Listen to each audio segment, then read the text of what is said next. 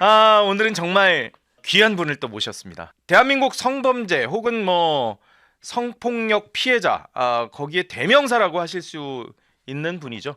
김재련 변호사와 함께합니다. 어서 오십시오. 반갑습니다. 반갑습니다. 사실 이 성폭력, 네. 뭐 성희롱 혹은 여성 양성평등 네. 이런 거를 주로 얘기하다 보면은 네. 그 가치가 좀 진보적 가치가 아닌가라는 그런 선입관이 있어서 저희가 또 그런 생각을 하지 않을까라고. 왜냐하면 기존의 이런 잘못된 관행이나 관습을 깨트려야만 하는, 고정관념을 깨트려야만 하는 그 지점에 여성의 인권 문제라든지 폭력의 문제가 있기 때문에 아무래도 그걸 벽을 깨 나가는 그 프론티어에 있는 분들이 네. 적극적 성향을 가지고 있으니까 진보적인 분들이 많이 그런 주제에 관심을 보이고 실제 활동을 하고 예. 성과도 내고 있고 그랬기 때문이라고 저는 생각합니다. 그렇지만 또 네. 일면에서는 그 부작용이 또 너무 크게 나오기도 하는 뭐 그런 상황들도 있긴 했었어요. 네, 근데 뭐 어느 곳이든 극단으로 치우치게 되면은 부작용은 발생하는 것이기 때문에 예. 우리가 좌든 우든 균형을 맞추는 것이 중요하고 네. 그 균형을 맞추는 거에 있어서 우리 공동체가 무엇을 지향하는지 거기에 대해서 좀 상식과 원칙이 명확하게 서면 우리 사회가 안정되지 않을까. 그러면 진보를 지향하는 사람도 보수를 예. 지향하는 사람도 부끄러움 없이 자기가 지향하는 바를 이야기할 수 있지 않을까. 저는 그렇게 생각합니다. 맞아요. 진짜 네. 원칙이 중요한 것이지 사실 그게 네. 진보의 가치냐 보수의 가치냐 그렇죠. 이런 것들이 중요한 건 네, 아니거든요. 네. 뭐 여성, 성 네. 그리고 양성평등 이건 뭐 사실 뭐 진보냐 보수냐의 그럼요. 문제는 아닌 거잖아요. 그럼요. 네. 그렇지만 김재련 변호사님께서는 또 네. 김문수 후보를 지지한 것 아니냐라는 글이 아, 올라오던데요. 제가 이번 대선 경선을 하는 과정에 예. 김문수 후보 그분이 살아온 과정에 대한 것, 그다음에 그 가족들의 삶에 대한 것, 특히 배우자 예. 이런 삶에 대한 것들을 많은 기사를 통해서 보게 됐는데 예. 저는 우리 공동체의 가치 그리고 개인의 철학을 그 공동체의 가치에 부합하게 하면서 일관되게 삶을 살아오는 것이 참 어렵다고 생각하거든요. 예. 그리고 자본주의 사회에서 입신양면을 하는 것이 공격의 대상이 될 수는 없는데 경제적인 부분에 대한 것을 많이 관심을 두지 않고 우리 공동체를 위해서 헌신해 온 분들, 저는 네. 그런 분들은 우리 사회의 리더가 되고 국가의 리더가 돼야 한다라고 생각하거든요. 그런 측면에서 저는 이번에 그 김문수라는 분이 살아온 삶을 예. 존경할 만하다. 그리고 그 가족들이 지키려고 하는 가치 이런 것들도 우리가 존경해야 한다라고 생각을 했습니다. 그럼 진짜 김문수 후보를 사적으로 지지를 한 거군요. 네, 저는 그런 분, 뭐 사실은 민주당에서도 자신의 삶의 가치를 지키기 위해서 노력해 오신 분이 있고 그런 내용들이 기사로 많이 나온다라고 하면 저는 그런 분은 존경받아야 한다고 생각하고 그렇죠. 진보 진영이든 보수 진영이든 그런 우리 공동체의 가치를 지키고 모범이 될 만한 분들이 공적 영역에서 활동을 해야지 예. 우리 사회가 더 발전할 수 있다라고 생각하기 때문에 진보 진영에서도 저는 김문수 후보와 같이 일관된 삶을 살아온 그런 분들이 많이 사회 리더가 되면 좋겠습니다. 그건 뭐 사실 뭐 앞서 성, 여성, 네. 뭐 양성평등과 맞습니다. 마찬가지로 원칙이 네, 중요한 네. 거니까요. 그렇게 네. 살아온 분들이 존경받아야 대한민국이 네, 진짜 네. 좋은 사회잖아요. 맞습니다. 아직은 근데 그러기에는 대한민국이 너무 미성숙한 것 같다는 생각도 듭니다. 미성숙하기 때문에 우리 모두가 국민 예. 모두가 좀 더 적극적으로 노력을 해야 할 것 같습니다. 아하. 미성숙하다고 아무것도 안 하고 있으면 그럼요. 계속 미성숙 상태가 되니까요. 그렇죠. 네. 굉장히 사실은 그 어렵게 보셨는데 저는 네. 변호사님이 굉장히 딱딱하시고 네. 뭔가 막 열의에 차에 계시고 막 이런 스타일이실 네. 거라고 생각했는데 네. 너무 유머러스하신 분이신 것 네, 같아요. 제 편안하고. 안에는 굉장히 많은 제가 있기 때문에 그때그때 발현되는 부분이 다르거든요. 가해자 앞에서는 딱딱하고 무섭습니다. 그래요? 네, 네. 그렇죠. 사실. 좋은 분들 앞에서는 제가 이렇게 유머 감각도 나오고 그런데 그렇습니다. 지금 가해자라는 말씀을 하셨습니다마는 사실 지난 5일이었나요? 네. 박원순 전 서울시장의 그 문제, 네. 권력형 성폭력 문제 네. 대법원에서 확정 판결이 네, 그렇습니다. 났어요. 네, 네. 오래 오래 걸렸죠. 너무 오래 걸린 것 같은데요. 네. 그러나 오래 걸렸지만 제대로 된 판결이 나왔기 때문에 피해자의 대리인으로서는 다행이라는 생각이 들고요. 예. 그 유족이 국가인권위원회를 상대로 제기한 그 행정소송은 국가인권위를 대리한 변호사님들이 따로 계시거든요. 아, 5년 동안 정말 수고를 많이 해주셨고 저는 피해자의 2차 가해와 관련한 다른 사건들을 하고 있기 때문에 그 행정법원 사건을 계속 모니터링을 해왔었는데 어허. 그래서 1심 판결, 항소심 판결 모두 굉장히 의미 있는 내용이 많이 담겨 있어서 예. 저는 그 내용이 좀 적극적으로 우리 사회에 알려지면 좋겠다라는 생각을 가지고 있습니다. 행정법원 판결을 보니까 이 피해자가 주장한 네. 이 성희롱의 피해 네, 네. 내용 가운데 네네. 상당 부분을 인정을 해줬더라고요. 성희롱이라고. 그렇죠. 네, 그거는 명백한 성희롱에 해당한다라고 예. 판단을 하고 있고 그런 성희롱이 지속적으로 이루어졌기 때문에 피해자에게는 상당한 고통을 주었을 것이다. 그런 내용들이 당초에 국가인권위 결정문에도 담겨 있었고 예. 행정법원 1심 판결에서는 국가인권위 결정이 정당했다는 내용에 덧붙여서 예. 이 사건의 경우에 저희가 7월 8일에 고소했는데 7월 9일에 고 박원순 시장께서 긴급 그를 보좌관들하고 회의를 하고 자정 무렵에 극단적인 선택을 하는 그런 비극적인 사건이 맞아요. 있었잖아요. 그 죽음이 어떤 의미를 갖는지에 대해서도 행정법원 1심 판결문에서는 굉장히 의미 있는 판단을 했습니다. 그래요? 어떤 형사 사건이 진행되고 있을 때 가해자가 사망하는 것은 보통 두 가지 경우가 있다. 예. 자신의 잘못을 인정하는 경우, 그 다음에 너무 억울하기 때문에 사망하는 경우.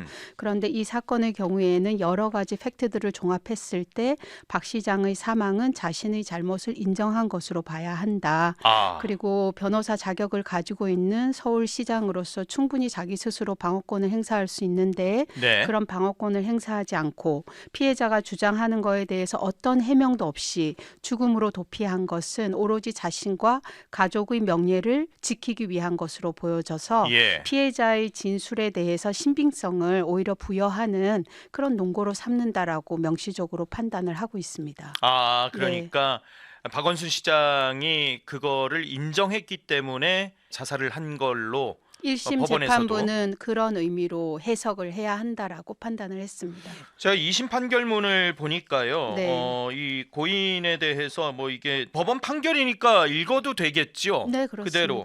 뭐 그러니까 인적 사항 같은 것만 그렇죠. 읽지 않으시면 2016년 하반기부터 피해자에게 텔레그램으로 좋은 냄새 난다 킁킁 혼자 있어 내가 갈까 늘 내 옆에서 알았지 등 부적절한 내용의 문자 메시지를 보냈다. 네. 그리고 고인은 피해자에게 텔레그램으로 러닝 셔츠만 입고 찍은 자신의 셀프 카메라 사진을 보냈다. 고인은 2017년 초부터 집무실에서 네일 아트를 한 피해자의 손톱과 손을 만졌다.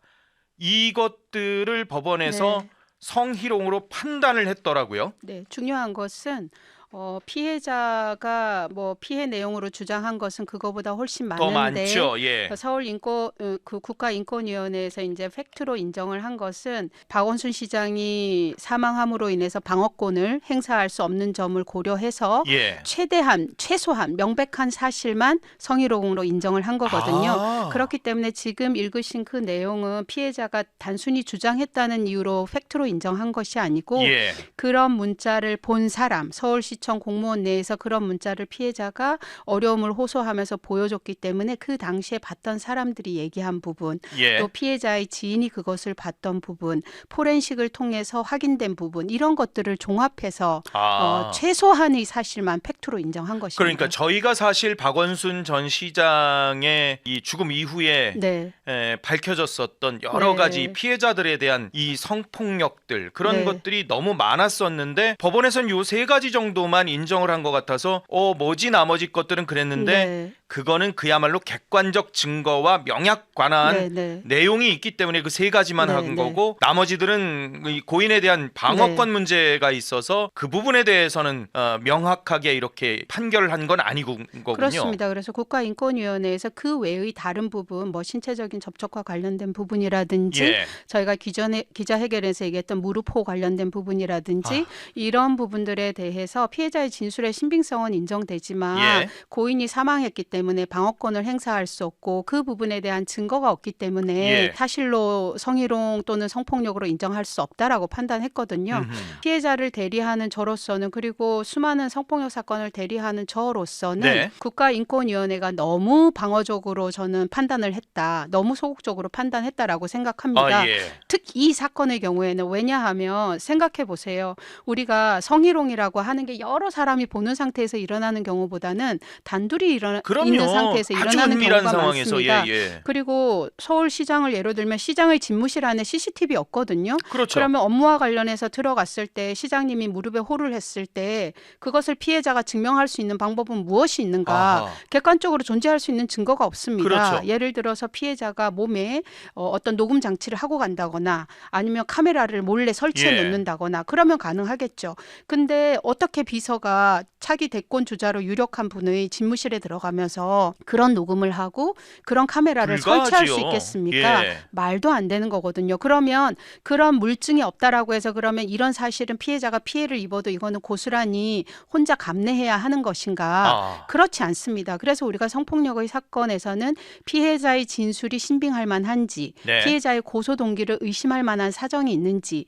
이런 것들을 보고 피해자의 진술을 뒷받침할 수 있는 객관적인 정황 증거가 있으면 그것은 피해자의 진술을 신빙할 수 있는 근거로 사용하거든요. 예. 그 무르포 사건의 경우에는 피해자가 그 무르포 사건이 있고 얼마 지나지 않아서 서울시청 내의 상급자하고 텔레그램을 하면서 그 내용을 얘기합니다. 예. 시장님이 무르포 준다고 할 때 정말 힘들었다는 내용을 거기다 쓰고 있거든요. 아. 그런 것들이 다 제시가 됐고 그래서 행정법원에서는 그 부분에 대한 것도 이것은 국가인권위원회에서 소극적으로 판단하기 위해서 성희롱으로 인정하지는 않았지만 예.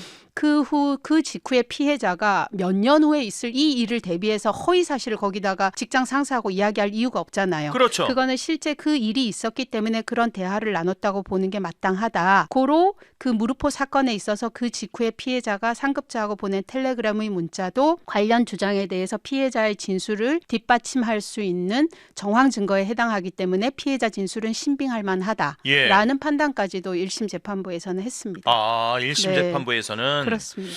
무릎 호 사건은 무릎에다가 호 분 거를 말씀하시는 거죠? 그거를 뭐 이 고인의 지지자분들은 저를 굉장히 모욕하면서 망신을 줬다라고 얘기하던데 저는 예. 그냥 같이 중립적으로 표현을 했습니다. 무릎에 호 해주겠다면서 접촉을 했다라고 했지 예. 제가 뭐 뽀뽀를 했다라거나 키스를 했다라거나 이런 표현 전혀 쓰지 않았거든요. 아하. 무릎 호 하면서 접촉한 게 맞으니까. 네.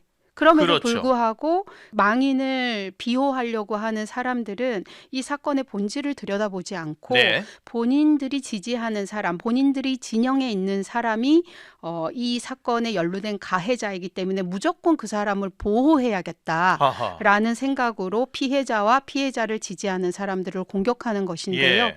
저는 그거는 인권과 어떤 우리 공동체가 지키려고 하는 가치 이런 걸 위해서 평생을 나름대로 헌신해 왔던 박 시장의 유지에도 저는 맞지 않은 것이라고 그렇죠. 생각합니다. 맞습니다. 네. 잘 설명을 해주셨습니다만은 아니 너무나도 명약관화한 문제인데 네. 왜 이렇게 오래 걸린 거예요? 판결까지 5년 가까이 걸린 걸로 알고 있는데요. 그러게 말입니다.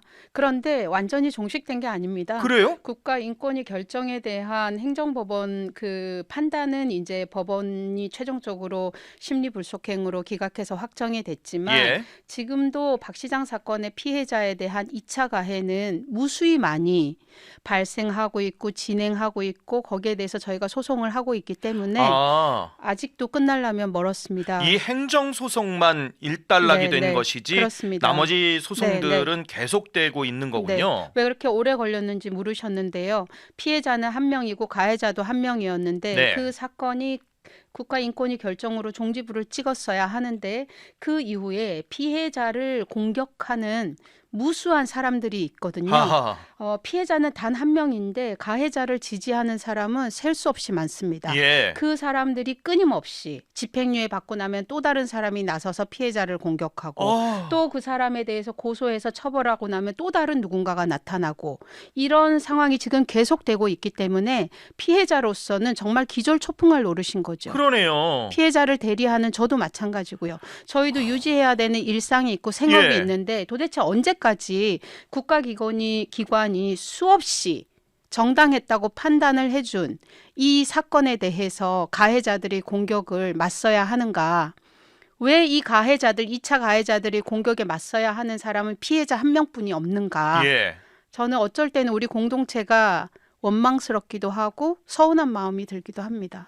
끝없는 고통에 지금 시달리고 계시고 있다라는 얘기로 네. 들리네요. 그래서 행정법원 그 심리불속행기가 확정됐을 때 피해자가 변호사님 이제 끝난 거겠죠? 라고 하길래 제가 아니요, 저는 5년은 앞으로 더 남았다고 생각합니다. 예? 라고 얘기했습니다. 지금도 진행하는 사건이 있고 피해자가 이 사건 이후에 어떤 삶을 살고 있는지, 무슨 차를 타는지, 피해자 영어 실력은 어떤지 이런 거에 대해서 말도 안 되는 허위 내용으로 지금 유튜브에 올라가 있는 가짜 영상이 있고 수만 명이 거기에 대해서 좋아요, 구독을 하고 있고 댓글이 피해자를 공격하고 피해자의 대리인을 공격하는 내용이 달리고 있고 그것을 저희가 지난해 가을에 고소했는데 예. 이번 달에 이제 피고소인들 조사를 한다고 합니다. 작년 가을에 했는데.